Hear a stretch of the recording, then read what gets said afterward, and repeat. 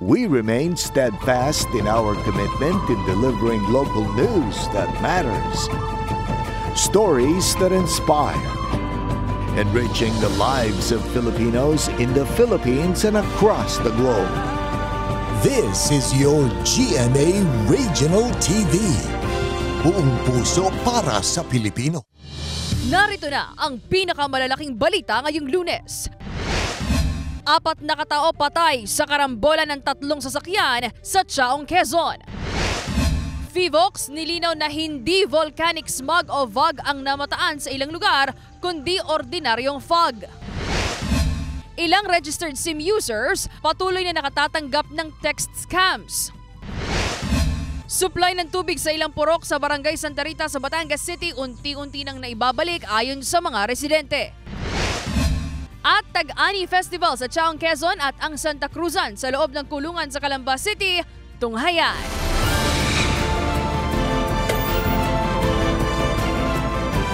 Ito ang GMA Regional TV, Balitang Southern Tagalog. Magandang hapon mga kapuso, narito na ang Balitang Southern Tagalog. Hatid namin ang mga pinakamalaki at pinakahuling balita sa Timog Katagalugan. Live mula rito sa GMA Batangas Station, ako po si Ace Medrano. Hindi naaninag sa ilang lugar sa Batangas ang Bulkang Taal dahil sa makapal na fog. Ang detalye sa report ni Paul Hernandez. Walang bulkang Taal ang nagpakita sa mga residente ng Barangay Halang sa Lipa City, Batangas kaninang umaga. Maging ang bundok ng Makulot, hirap ding mabanaag ayon sa PHIVOLCS dahil ito sa makapal na fog. Wala raw volcanic smog o fog sa lugar. Based doon sa IP camera namin, walang steaming yung Taal Volcano. Most likely, ordinary fog lang yan. Umulan daw kaninang madaling araw, di ba? Parang nag-evaporate lang siguro yung tubig. Hindi na bago para sa mga residente ang ganitong paligid. Ang lawa, kalmado, kaya tuloy ang hanap buhay sa pangingisda. Ay pagdaulan dyan, laging parang nagkakaroon siya ng usok. Eh wala akong nararamdamang sadya kung ganyan lang talagang kuminsan.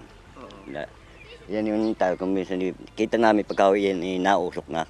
Wala rin daw nalalanghap na asupre sa lugar. Sa nakalipas na 24 oras, 4 na mahihinang paglindol sa Bulkang Taal ang naitala ng state volcanologist. Mahigit 10,000 tonelada ng sulfur dioxide ang pinakahuling volume na nairehistro ng ahensya. Hindi pa ulit kami nakapag-measure. Dapat may steaming muna sa kami mag-measure.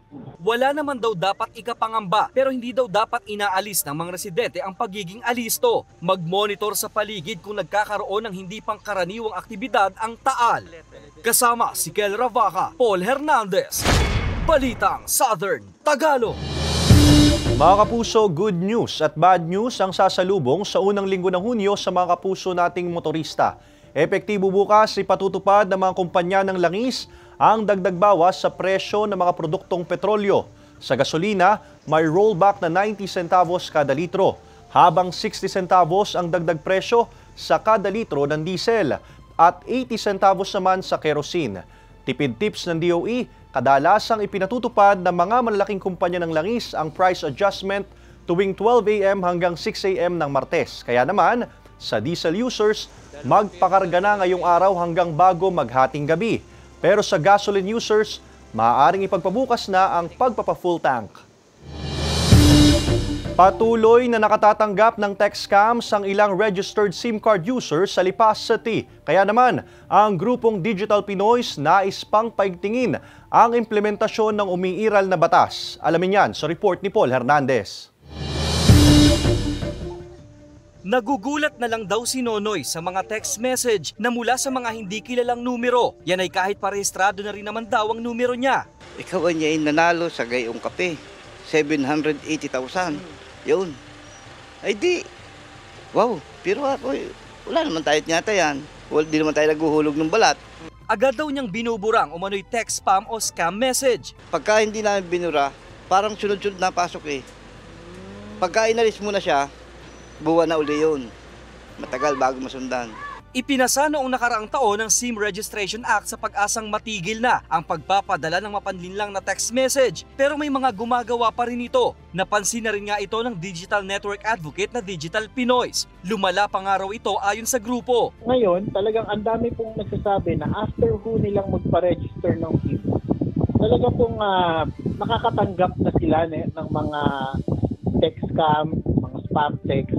And at the same time, kahit po yung ating mga internet-based messaging platforms, pinapasukan na rin ng mga scammers, no? Hindi pa naman daw kailangang amyendahan ng batas ayon sa grupo, pero dapat daw nito ang mahigpit na enforcement. Dapat magkaroon din ng audit doon sa naging performance ng batas.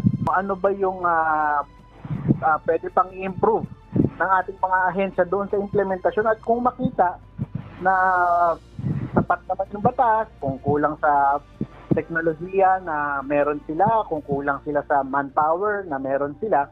Dapat daw talagang mapanagot ang mga scammer na nagpapadala ng mga mapanlokong mensahe. Sinisikap kunin ng GMA Regional TV Balitang Southern Tagalog ang pahayag ng National Telecommunications Commission o NTC tungkol dito. Ang payo ng mga eksperto sa publiko, huwag basta-basta bibigay sa mga natatanggap ng mapang-akit na text message. Kasama si Kel Ravaca, Paul Hernandez, Balitang Southern Tagalog. Tinupok ng apoy ang isang bahay sa Batangas City. Ang sanhi ng sunog patuloy pang inaalam ng BFP. Ang detalye sa report ni Hazel Alviar. Okay na. Tulong po dito sa Balete relocation site po, bumbero. Pasado alauna kaninang madaling araw nang sumiklab ang sunog sa isang bahay sa relocation site Barangay Balete sa Batangas City. Sa video makikitang malaki na ang sunog sa lugar. Ang ilang residente kanya-kanyang bitbit na mga timbang may lamang tubig upang apulahin ang apoy. Ayon sa Batangas City BFP, gawa sa light materials ang bahay kaya madaling tinupok ng apoy. Pagdating naman natin doon around 01:24 hour, fully gutted ng fire na yung ating subject na building, which is one-story residential building, and considered na siyang fire out upon arrival. Nagtamo naman ng second-degree burn sa kanyang braso ang isang residente na nagtangkang isalba ang kanyang motorsiklo. Instinct sa atin na ating ililigtas yung ating mga kagamitan. Kaya lang minsan isipin natin yung ating sariling buhay kasi mas valuable, mas mahalaga yung buhay natin kaysa sa mga bagay, sa mga ari-arian. Tumanggi nang magbigay ng pahayag sa GMA Regional TV Balitang Southern Tagalog ang may-ari ng nasunog na bahay. Tinatayang aabot sa 90,000 pesos ang danyo sa sunog. Patuloy pang inaalam ng Bureau of Fire Protection ang pinagmulan ng sunog. Nagpaalala naman ang otoridad upang maiwasan ang kaparehong insidente. Actually, tapos na yung ating Fire Prevention Month, pero until now, alam naman natin na yung ating heat index ay napakataas pa rin. Sobrang mainit pa rin ngayon. Lagi tayong mag-iingat.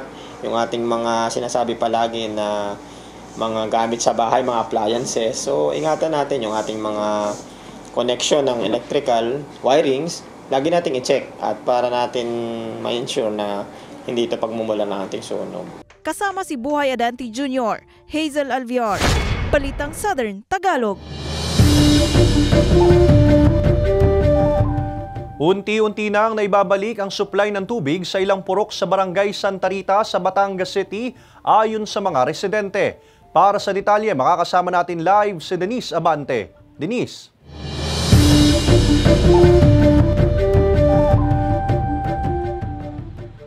Ace, tuloy-tuloy na supply ng tubig. Yan ang hiling ng ilan sa mga residente ng Barangay Santa Rita, Carasada, Batangas City dahil sa mahina hanggang sa walang supply ng tubig na nararanasan sa kanilang lugar. May kahinaan pa raw ang lumalabas na tubig mula sa gripo ni Aling Imelda ngayong araw. Pero may pinag-iba naman daw kumpara sa walang patak na tubig noong May 24 ng unang puntahan ng GMA Regional TV Balitang Southern Tagalog. Ilang araw na hindi naman napuputol, pero nung makailang araw din naman, parang nagputol-putol na rin, nawawalan pa rin. Tapos meron yun, mahina din naman ang tulo. Yung nakikita nyo, hindi naman yun yung pinaka-maximum talaga na tulo ng ganyang tubig. Pero laking pasasalamat daw niya na kahit papaano ay may tubig na. Malaking tulong daw ng maere sa GMA Regional TV Balitang Southern Tagalog ang hinaing ng mga residente para marinig sila ng Prime Water na siyang supplier ng tubig sa barangay. Isang malaking faktor yung pagkaka-interview po sa amin ni GMA. Salamat kay GMA at kami napuntahan na nakita nila, narinig yung hinaing ng mga tao. Yung sa pagpunta nila sa mga bahay-bahay at nakita na talagang walang tubig. Kung may tubig nang lumalabas mula sa gripo ni Aling Imelda, pila-pila naman ang mga water container na iigiban ng tubig ni Ronalyn. Halos isang araw na rin daw kasi niyang iniigiban ng tubig ang kanilang mga lagayan, ngunit hanggang ngayon, hindi pa makapuno ng isang drum dahil sa mahina hanggang sa walang supply ng tubig sa Purok 7 sa kaparehong barangay. Wala na raw siyang magawa kundi magtiis kahit mahirap dahil may 2 taong gulang siyang anak. Hindi po kami nakakapaghugas po ng plato, hindi po kami nakakapaglaban ng mga damit po namin. Hindi po nakakapaglinis ng bahay. Minsan po 1 linggo, 2 linggo. Po ang ginagawa po namin po ay nabili na lang po kami ng aming tubig po. Sana po ay maayos niyo po yung yung supply po ng tubig para po sa amin po nakatira po dito. Sa pag-iikot ng news team, nadaanan namin ang ilan sa mga kawani ng Prime Water na nagmo-monitor sa pressure ng tubig sa ilang main line sa barangay. Bagamat hindi na nagpaunlak pa ng panayam sa harap ng kamera, sinabi nilang sinisikap naman daw nilang masolusyonan na ang problema sa tubig ng mga konsumidores sa barangay Santa Rita. Sinubukang kuhanan ng news team ng pahayag ang pamunuan ng Prime Water Batangas City pero wala pa silang tugon. Bukas ang aming tanggapan para sa kanilang pahayag. Ace, hanggang sa mga oras na ito, wala pa ring tugon sa ating mga text at tawag ang pamunuan ng Prime Water Batangas City, ngunit patuloy pa rin nating sinisikap na mahingan sila ng pahayag hinggil sa daing na ito ng kanilang mga konsumidores. Ace?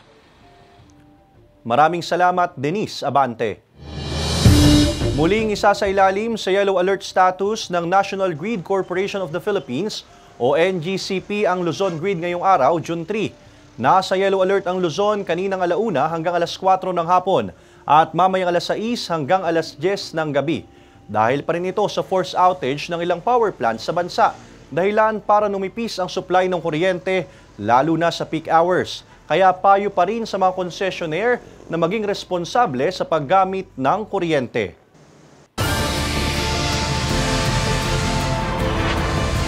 Ito ang GMA Regional TV, Balitang Southern Tagalog.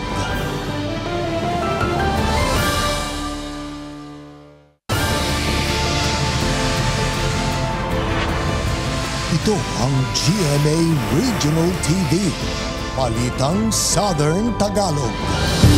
Patay ang 4 na katao sa karambolan ng 3 sasakyan sa Chaong, Quezon. Nakatutok si Hazel Alviar.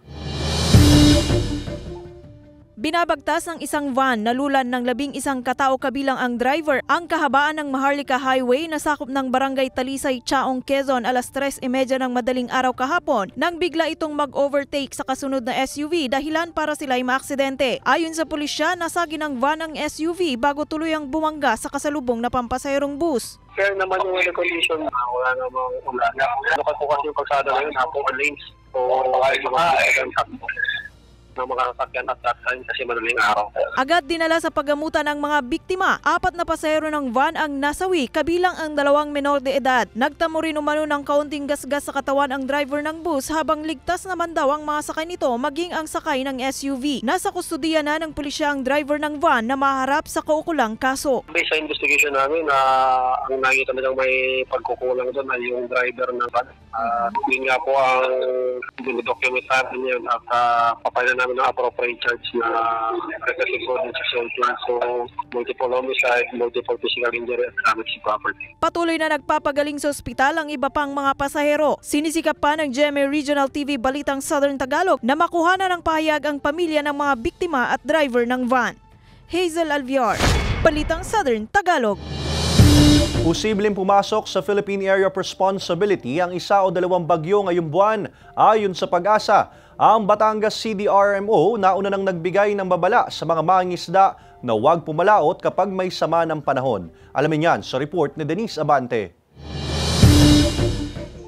Tirik ang araw at mainit na panahon ang naranasan tanghali kanina sa Barangay Pinamukan proper sa Batangas City. Bagamat maganda ang panahon, sinimulan ng itaas ni Manny ang mga bangkang pangisda bilang paghahanda sa mga pag-uulang posibleng maranasan. Sisecure kami dahil minsan hindi natin expected na kala ang bagyo, sabi okay lang, pero yung pala malakas ang alon. Tsaka napakahirap ng punduhan ngayon sa amin. Kaya sinisecure na agad namin, maaga pa, sinisecure na namin ang aming mga bangka para safe, hindi siya masira. Insured na siya sa Okbas. Ayon sa Fisheries Division ng City Veterinary Office, mahigit 2,000 mga mangingisda ang rehistrado at mahigit 1,000 bangka ang nakatala sa kanilang record. Sila lamang ang mga lehitimong maaaring makatanggap ng ayuda o tulong mula sa pamahalaang lungsod sakaling magkaroon ng sakuna o masira ang bangkang pangisda. Regular po kaming naghihikayat sa aming mga mangisda, lalo't na po doon sa mga gumagamit ng paraw, yun hong sagwanan, yung pong mga hindi pa napaparehistro ng kanilang mga bangka na dimotor, na samantalahin ang pagkakataong kami ay binibigyan ng tulong mula national government para po sila ay magkaroon ng insurance. Hindi po natin pwedeng asahan ang panahon. Una nang sinabi ng Pag-asa na posibleng 2 pang bagyo ang pumasok sa Philippine Area of Responsibility ngayong buwan, kaya puspusan na rin ang pag-aayos ni Mang Bien ng kanyang bangka. Sinisiguro niyang matibay ang katawan at tali ng bangka sakaling makaranas ng masungit na panahon sa gitna ng laot. Chinek ko na yung mga tali nung aking bangka na ginagamit kasi mahirap pagka sa laot inabot at natanggal yung tali, problema. Kaya habang maagap ay chinecheck namin bago kami lumaot na matibay yung tansi na aming ginagamit. Kahit na medyo malaki ang alon, wala namang problema. Hindi masisira. Nagbigay na rin ng paunang babala ang Batangas City RRMO sa mga mangingisda na huwag nang pumalaot kapag nakaranas na ng masamang panahon. Asahan na talagang worse naman din yung mangyayaring tag-ulan. So, yun nga, pinaghandaan natin to, yung ating mga mangingisda. Lagi po natin itong pinapaalalahanan na huwag nang lalaot kapag meron pong mga gale warning at meron pong anunsyo ng hindi magagandang mga panahon o may mga typhoon signal na sasakop ng lungsod ng Batangas o dito sa atin sa Calabarzon. Nakahanda na rin ang mga ayudang maaaring ipamahagi ng pamahalaang lungsod sa mga maaapektuhang mangingisda. Sa katatapos lamang na fishing championship nitong weekend, inihayag sa mga mangingisda ang legal at ligtas na pangingisda sa lungsod. Ang mag-asawang Rose at Claro ng Barangay Pinamukan Proper sumali sa nasabing aktibidad. Nakuha nila ang 3 pwesto sa nakahuli ng pinakamabigat na isda. Ang napanalunan, magiging malaking tulong daw sakaling hindi sila maaaring pumalaot.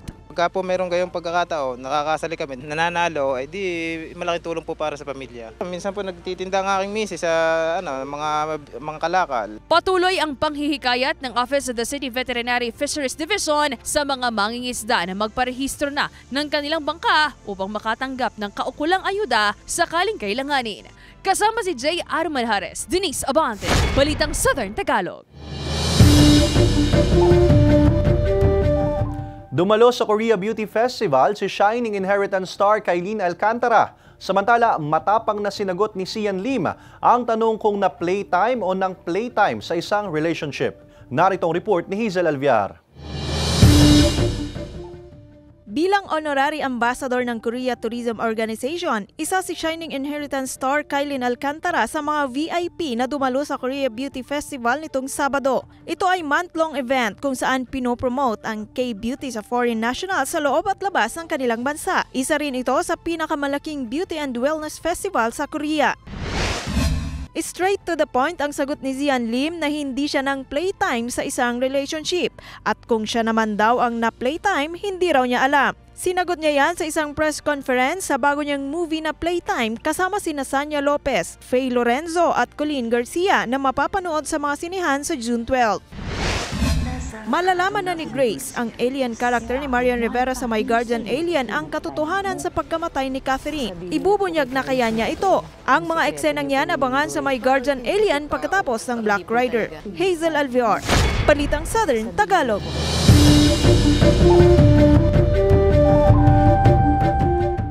Mga kapuso, ito inyong GMA Regional TV interview sa Balitang Southern Tagalog.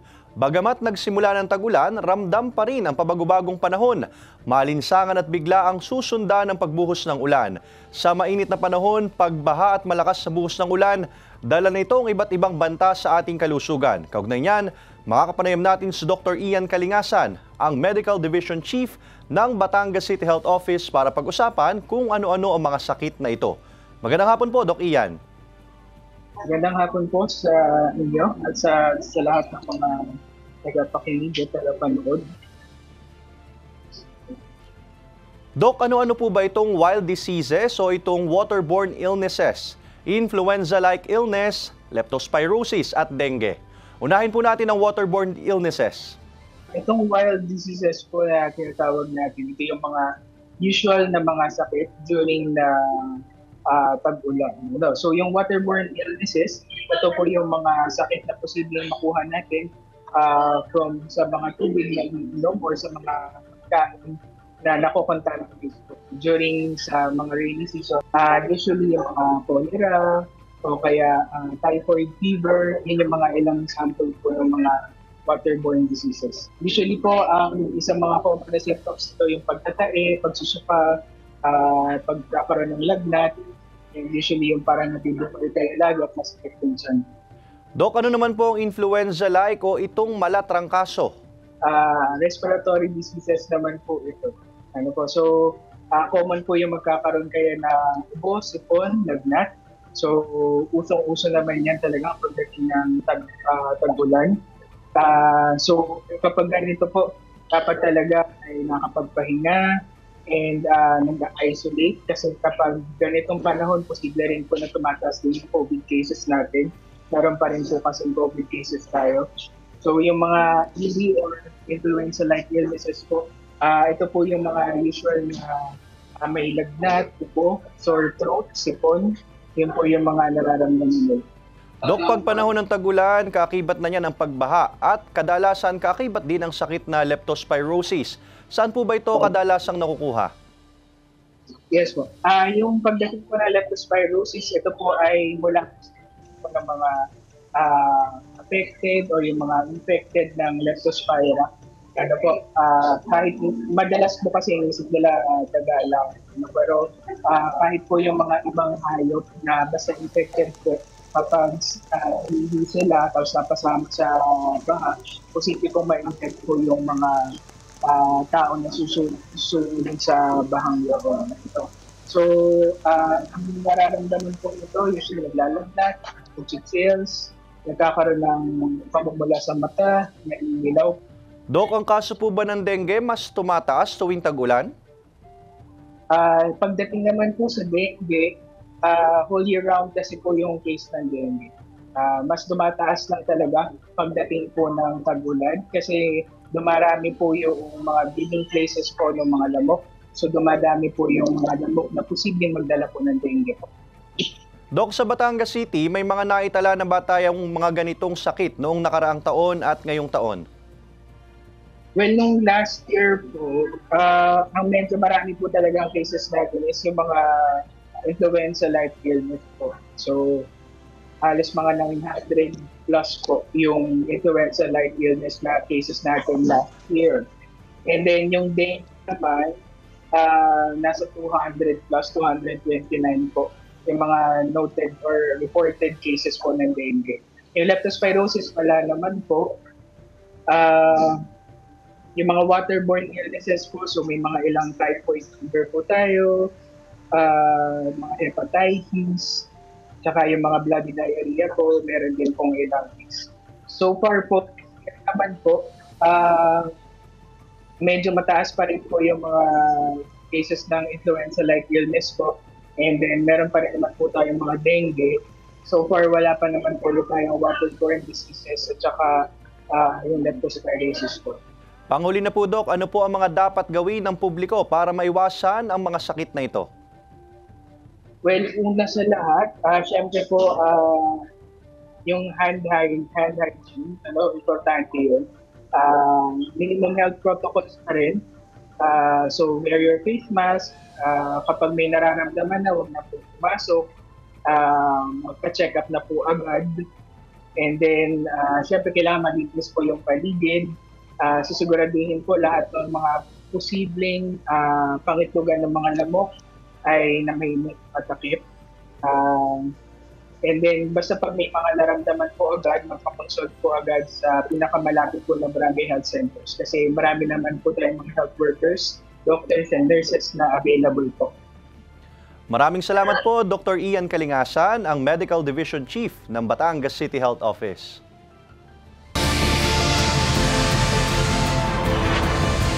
Ito ang GMA Regional TV, Balitang Southern Tagalog.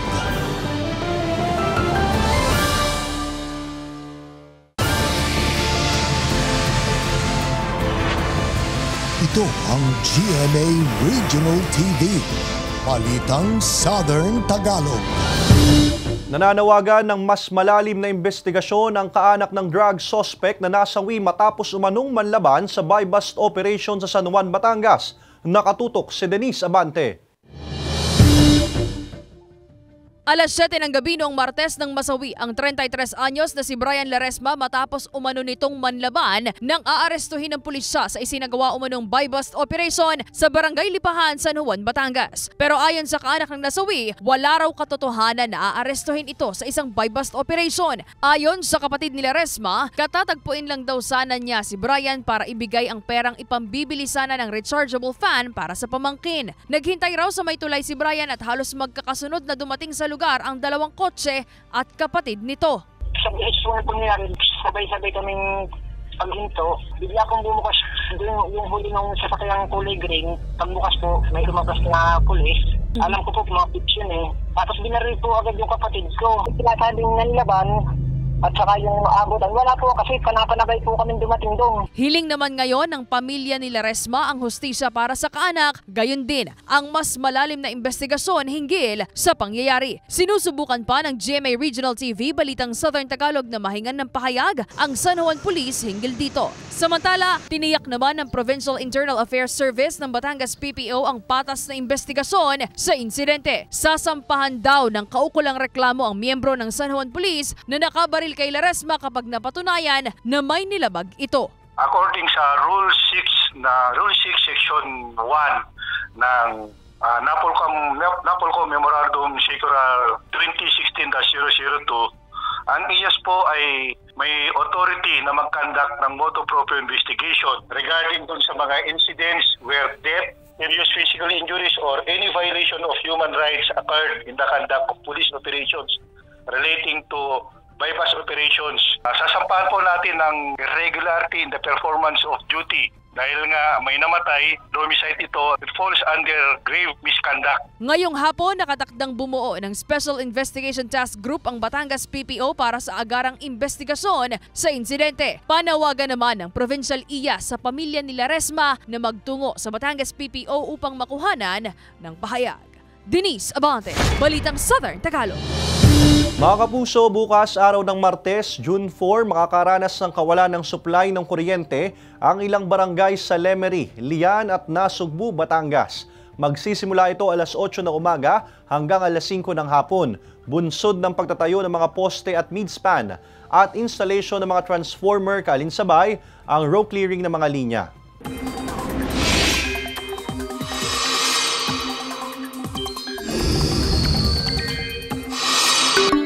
Mga kapuso, wala nang minomonitor ngayon na bagong sama ng panahon o bagyo sa loob o labas man ng Philippine Area of Responsibility. Dahil monsoon break o halos hindi ramdam ang epekto ng habagat, magiging mainit at malinsangan sa halos buong bansa. Easterlies at frontal system ang umiiral at posible ring magdulot ng mga pag-ulan sa ilang lugar.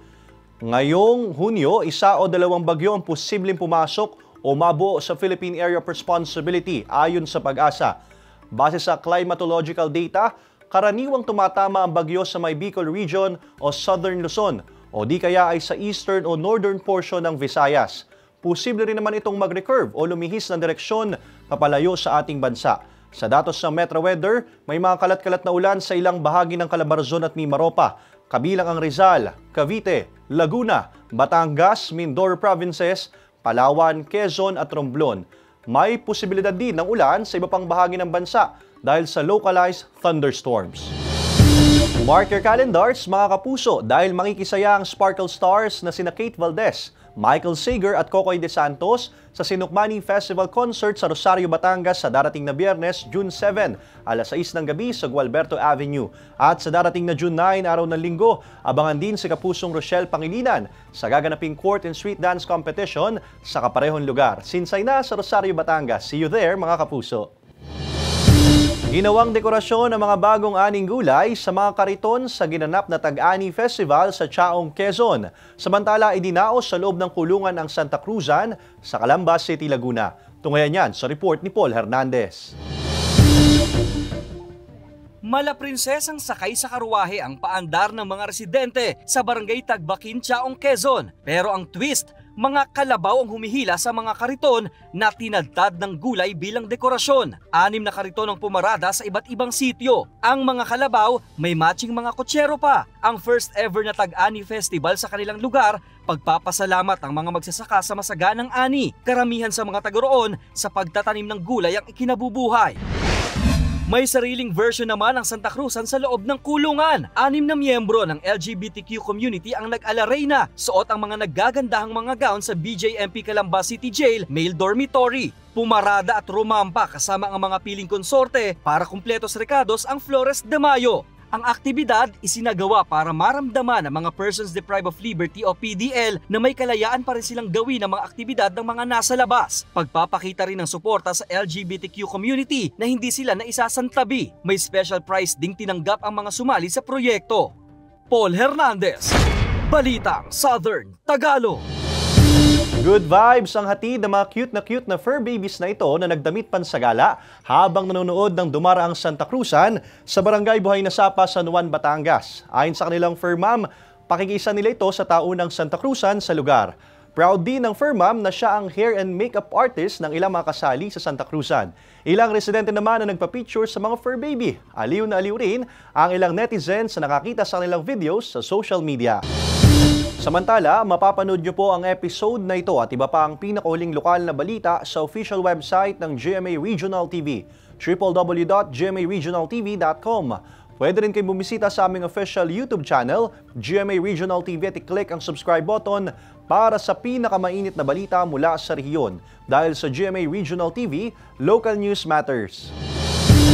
At yan ang mga pinakamalaki at pinakahuling balita sa Timog Katagalugan. Maraming salamat sa pagsama sa amin pati na mga kapuso sa ibang bansa na tumutok sa mga balita sa rehiyon. Kami, ang GMA Regional TV Balitang Southern Tagalog. Buong puwersa para sa mas malaking misyon at mas malawak na paglilingkod sa bayan.